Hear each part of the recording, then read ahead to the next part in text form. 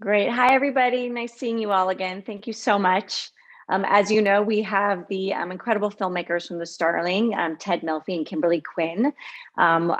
Kimberly and Ted, thank you guys so much for making this beautiful film. I think we all agree that it's just such a incredible portrayal of a marriage, which is also very real. And I think most people don't see that on the big screen. So without further ado, I'm going to launch in and I'll ask everybody ask a question. If we have any extra time, we'll go through and see if anybody else has anybody extra to ask. Our first question I'm going to start with is Tessa Smith from Mama's Geeky. Hey guys, thank you for taking the time today. I'm super curious. So like Melissa McCarthy, she's hilarious, but she's so good in this dramatic role. And what inspired you to kind of like, did you reach out to her? How did that casting go about? Oh, well, I guess I'll take that. Yeah. The original script, the roles were swapped, the gender roles were swapped, and Melissa's character was Jack, and Jack's character was Chris O'Dowd's. And after reading it a bunch of times, I thought that was like super cliched and like this one over here is way stronger than me any given day. So like it just didn't make sense to me. And so we switched it. And then the minute we switched it, I thought it's Melissa. I mean, I don't know anyone who can do what she does, the ability to navigate comedy and drama in such a like natural way. She's just a natural. And so I called her about it and she basically said yes on the phone without even, I just told her the story and she said yes. And I said, no, you should read it. And she goes, no, okay, sure, I'll read it. But anyway, she's very funny and she's heartbreaking in the movie and yet funny at the same time and is able to navigate both worlds in such an elegant way. I can't imagine anyone else, doing it. And I know we know her for years from St. Vincent and just life. She's so relatable. So I just want to say human, but I feel like every single woman and man can relate to her in a way that like maybe a more dramatic actor would be, because she softens herself with her comedy. It's just like you're just drawn in. She's amazing. We love her. She's so good in this. So good. Thank you so much, Tessa. Our next question is going to come from Tobin Walsh from The Good Bad Dad.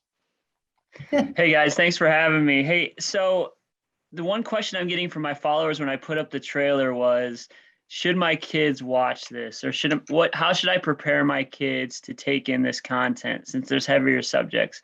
So I wanted to get your response to that. Go ahead. Well, it depends on how old the kid is. I mean, that's a case by case thing. I certainly wouldn't let a 4-year-old. I mean, I don't know, but like, I think kids at 10, 11, 12 would A, find it funny, right? And B, understand the sense of what the film's trying to do. It's trying to create hope and love, and it's about a marriage staying together. And I think that's an important message for kids.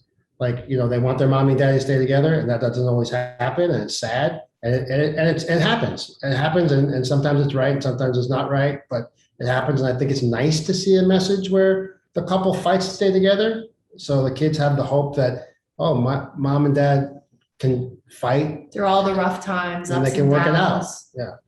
Yeah. Also the movie, it doesn't show, we don't land too much on the baby and the whole thing. And so that's really kind of in the background of the whole thing. So for kids to be able to see their parents deal with a very hard situation and give the child hope that what he just said is that you'll make it no matter what, I think would actually bring safety, a safety feeling to the child, as opposed to worrying that if something bad happened, your parents might fight and split up and whatever. I think it's a good thing. Yeah, we've heard from a lot of friends that have watched it with their kids, and they said the kids just totally responded to the film. And the bird, there's so many other elements that really just like, the bird represents everything, to fight with nature and the whole thing. It's witty. I'm all for kids watching it. I don't think it would be a problem. No, I appreciate it. My kids watched it with me, and I agree with your sentiment exactly. Thank you. Thank you. Thanks, Tobin. Our next question is going to come from Robin from Mom the Magnificent. I love these names. Good names. Such good names. A name like that. Thank you. Thanks for taking the time to chat with us, and thank you for this beautiful, raw, moving film. I really enjoyed it. You mentioned earlier that the original script, the roles were flipped. So, and it's the husband taking time out for his mental health. Why was that an important decision, and how did that come about?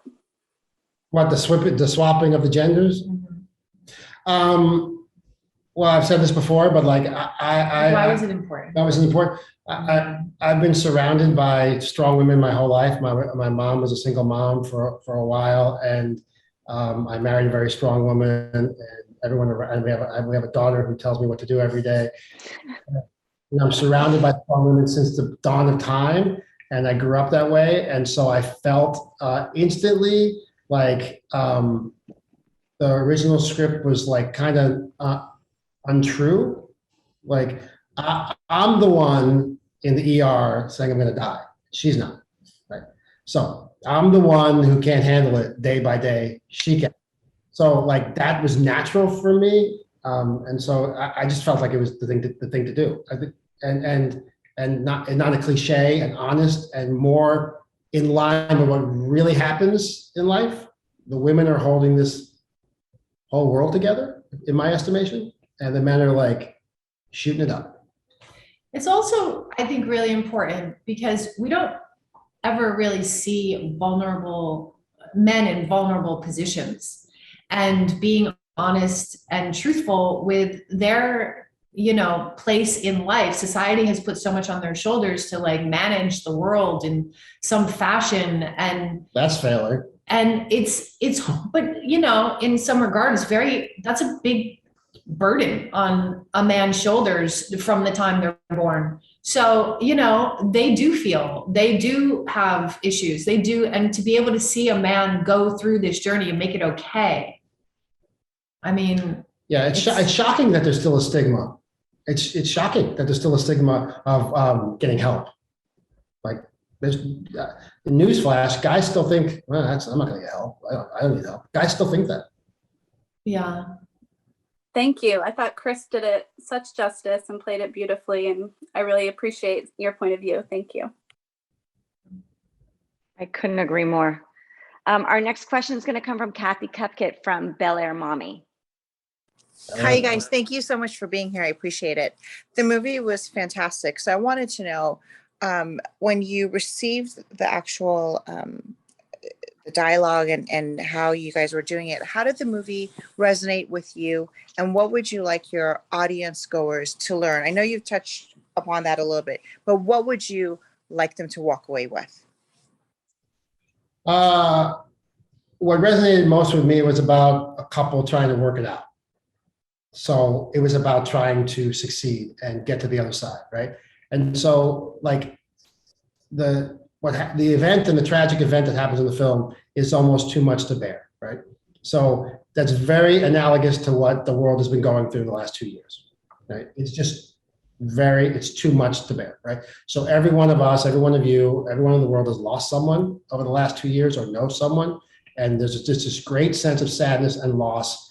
And it's no mystery that depression, anxiety, suicide, drug use, everything is through the roof. It's not a mystery. It's just not facts and numbers. So that's what initially drew me to the script, was like getting through to the other side. So the message of the film, maybe you want to. It's easy to walk away when things get tough.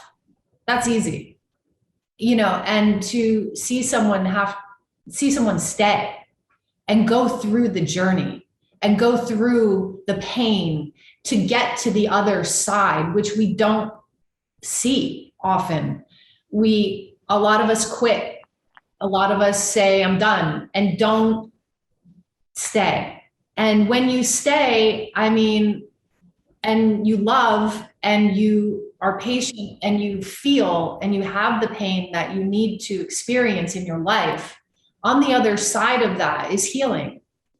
And so the message is to have faith and stay, and you'll be all right. And you can get, there's hope. And you can get through. There's hope on the other side. There's hope on the other side. You don't always have to run in fear and walk away and quit. Like my therapist would always tell me, maybe I shouldn't say this, but she would always tell me, everywhere you go, there you'll be. And I went, what does that mean? You're not supposed to swear. I can't curse. Everywhere you go, there you'll be. And I was like, what? I'm like, oh. So she said, if you don't work it out with this person, you're going to be working out with the next person, or the next person. If you don't work it out with your mom, you'll be working out with your father. We had the same At some therapist. point, we say, well, we did. She told me the same thing. At some point, you have to work it out, right? And so if you just bob around avoiding it, guess what? Everywhere you go, there you're going to be. You may as well work it out with the person you love.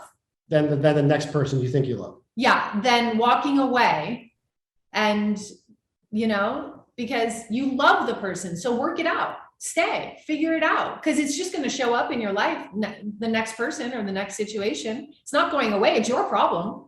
It's like, I mean, look, there's a caveat, right? I mean, there's times you gotta get out, right? We all know that there are times out abuse or whatever it is. We're not advocating No. you stay. It's time to bail, but a lot of Understandable, yes. to be clear. But I love what you said, and I'm going to use that. I'm actually going to say that to myself. I'm a single mom, so but that's important, because everywhere you go, there you'll be, and that's phenomenal. Everyone thinks the problem someone else. Yeah. Everybody, the entire world thinks the problem someone. The problem is us. You are the cause and you are the drive of your life. You. And if you don't work it out with you, you're never going to work it out with anyone else. And I just had to say that to my daughter like 2 days ago, because I recognized that she was having the same problem with 3 different people. And I went, I think we might need to look at the source. So, yeah. Anyway, sorry, we're ranting. Yeah, and we're going. I loved it. Thank you so much. I'm extremely appreciative. Thank you. I think it's very true. It's much harder to look within. It's much easier just to point your finger and blame everyone else. But it's a very good message and a very good moral for us to relay to our own kids. Yes. Our next question is going to come from Amanda Taylor from Guide for Moms. Hi, guys. I loved it too. I mean, it was such a touching film, and part of it was filmed during the pandemic, I believe, right? I just wanted to know how it felt on set, filming something about grieving and loss when so many of us were going through that. Yeah, most of it was filmed right before the pandemic. Right before. And then all of post was done pretty much in the pandemic. In that space of the pandemic, one of our visual effects supervisors died of COVID. My mom passed away. Like, all kinds of things happened. And then we did another reshoot, actually full blown in the pandemic. And it's what to say about it. You're all wearing masks. You're all being 6 feet apart, and you really felt a privilege that you could actually get something done, but also a sense of sadness that you couldn't do it as you normally would do it. Where human connection for actors is everything. Everything. Like, it's everything, and human connection with the crew. The crew adds entire, so much energy and love and hard work to a set that family starts to feel separated and disjointed. Isn't just not the same. In our reshoot, Melissa McCarthy was in Australia, and Chris O'Dowd was in LA. And the opening scene of the movie, she's in Australia, he's in LA. The opening scene when they're painting the crib for the first time, painting the baby's room for the first time, they're in 2 different continents. And I'm directing via Zoom, and then I cut it in the middle and put it together. And you're like, wow, that's possible. Like, and so it wasn't fun, but it taught me, like, oh, you know what? The message of the movie. Everything is possible. Right? Talk about the pandemic? I agree. No, it's amazing, like, because we did get to experience both, and since after that, we have also experienced other filmmaking during the pandemic, but it has its benefits because we are learning new things and new ways of operating and knowing and understanding that, we can save money by Zooming. We can do, right? Like, all that is good, but the downside is the human connection and the touch and the isolation and all of that. And we are human, so we actually need that. It's important. So get it wherever you can. I guess that's. Yeah, but listen, no one's missing getting in traffic. Go do. Yeah, press, exactly. Go That's do a, like the go do a upside. press junket. Like you're not missing coming to a press junket, and like Your whole day it's is okay. saved. It's okay to have a background. It's like oh, okay, but we got to balance that. Yeah. Or having to wear pants. Thank you, guys. That is some movie magic right there that you guys pulled off in that opening scene.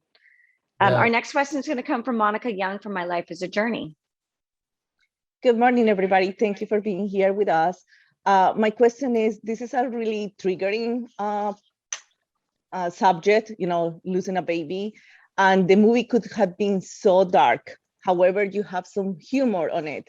So I want to know, how did you keep that balance between the sadness, but also trying to make people laugh and enjoy the images with the bird and everything like that? Yeah, look, I my philosophy about these kind of films. I mean, look, they already made this film the other way. It's called Rabbit Hole, right? So they made that version of it. I don't think all of us would be talking if this movie were Rabbit Hole.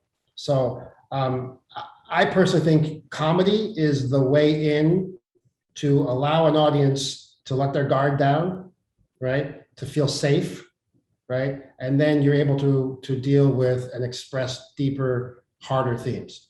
Like, how could you make a movie about this subject matter and not have humor? Is more the question for me. How could you do that? And how do you do that? How is it possible to make a movie where a child goes through something unfathomable and come out the other side? It's putting enough comedy in and then letting them meet in the middle. The comedy is not meant to be funny. We're not playing jokes. She gets hit by a bird, she falls. Like, I've been attacked by birds. It's painful. And the drama, and the drama can't be too dramatic. It can't be too dire. It's all kind of meet in the middle, right? And then you just hope you cast comedic actors in dramatic roles.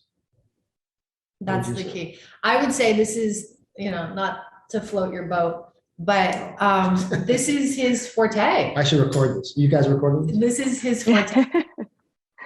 Ted has that magic thing where he can take a really hard subject and situation and allow the audience to keep their heart open and keep their ears open and allow them to feel. It's probably also years of me being a dramatic actor and being too dramatic, and he's like, okay, we need a little comedy here.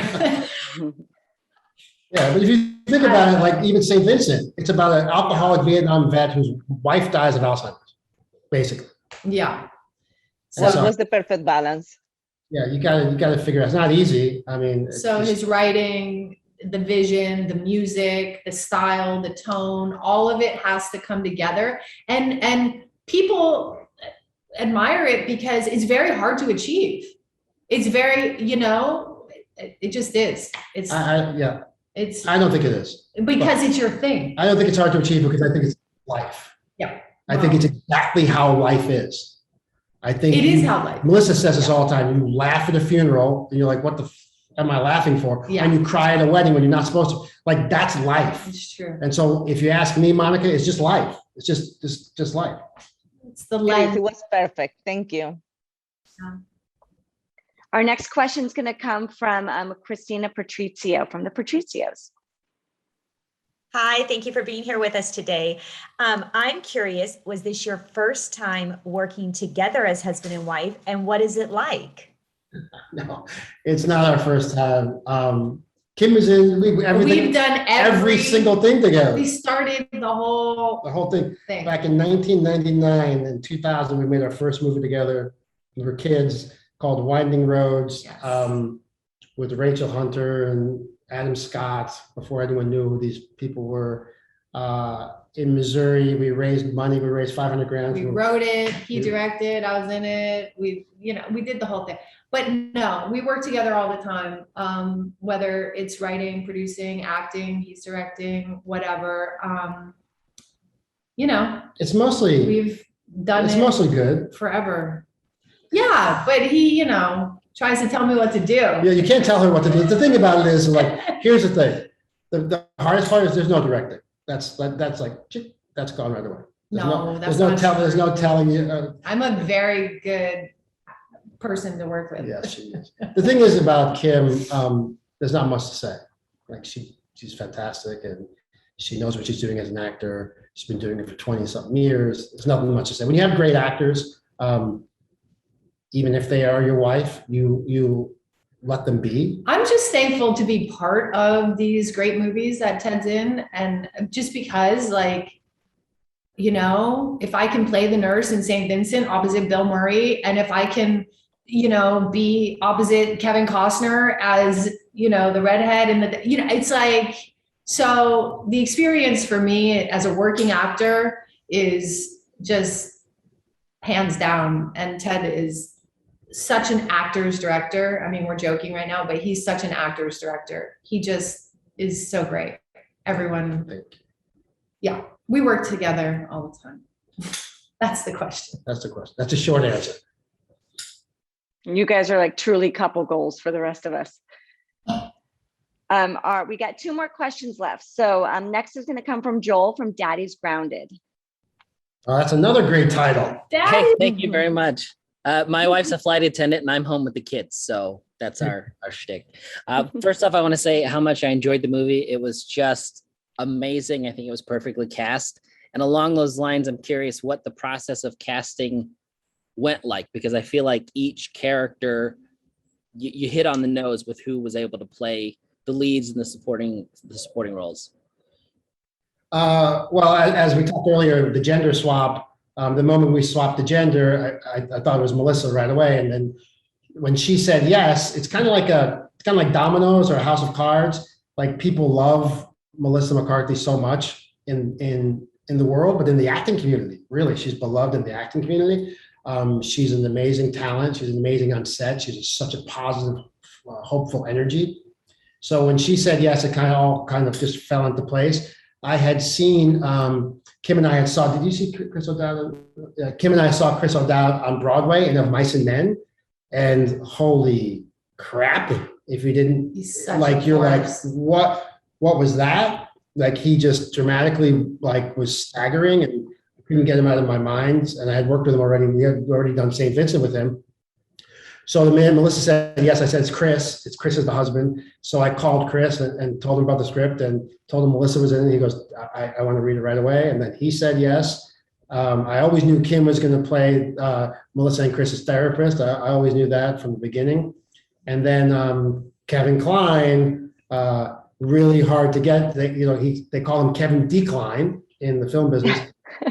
Declines everything. But I sent him the script, and he read it, was really responded to it immediately, and doesn't say yes to anything. And I told him Melissa's in it and Chris, and he's like, oh, well, they're very lovely. So he wanted to work with them, and then I just kind of went down a laundry list of who my favorite actors in the world are. And I said, oh, it'd be a dream to have Daveed Diggs. I know it's not a big role. I wonder if he would say yes.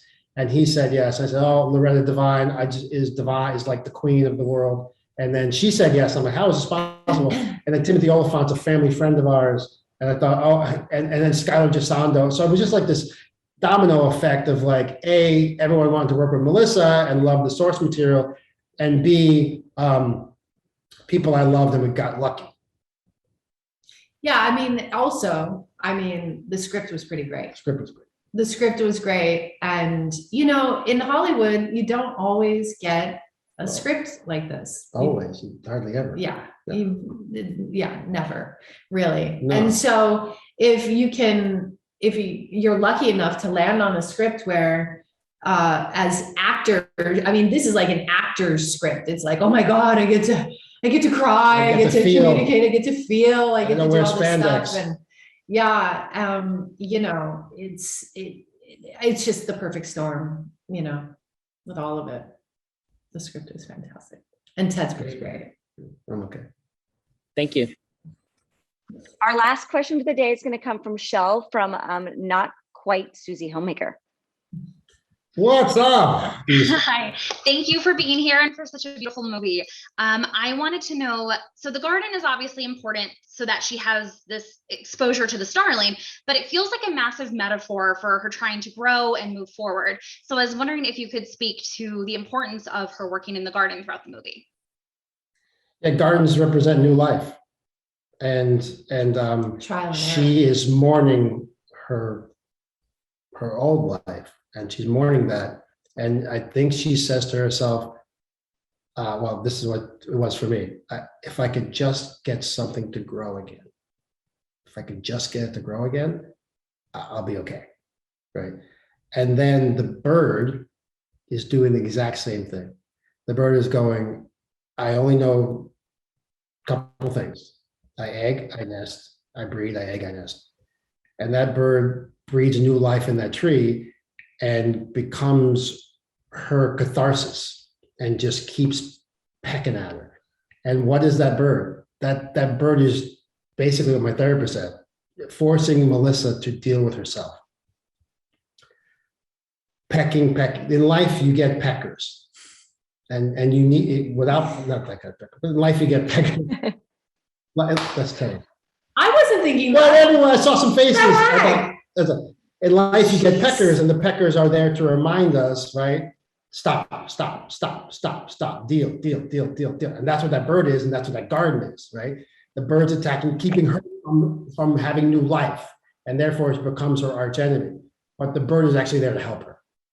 The bird is actually there to peck her until she stops and goes, wait a second, I'm gonna talk to this Kevin Kline, veterinarian, former psychiatrist, and we're going to kind of fall into a defunct therapy, and I'm going to work it out. And at the end, I'm going to love that bird, and I'm going to release that bird and let that bird go, because I'm now releasing my pain and the spirit of my child and all the things I went through, right? And then at the very end of the movie, the bird's like, I don't give a fuck, I'm pecking you anyway. It keeps coming. So that's the message of it for me, and that's what the bird in the garden means. And the great thing about the garden is it's subconscious. It's a subconscious, she's not planning it, right? She's not like, okay, and then I'm going to do this and then that'll happen. It's as my acting teacher would say, it's doing her. She's not doing it, right? So she goes to the garden out of frustration to fill her, but it leads her in the movie, and she grows from it, and she doesn't get ahead of the ideas or the growth. She learns from it. Anyway, I'm getting too weird. All right, I'm just getting too actory, and I'm like, ooh, and then yeah. It's just a garden. It doesn't mean anything. It's not. Thank you. I love that. And she gets some tomatoes at the end, and that's all she really wanted. Well, thank you all so much for taking the time this morning. We truly appreciate it. And thank you to Ted and Kimberly for this absolutely beautiful, beautiful movie. As we know, The Starling is coming out in limited theaters on Friday the 17th and on Netflix on September 24th. So thank you guys so much. Have a wonderful rest of your day. Thank you, everybody. Bye. Thank you. Bye. Thank you. Thank you. Thank you.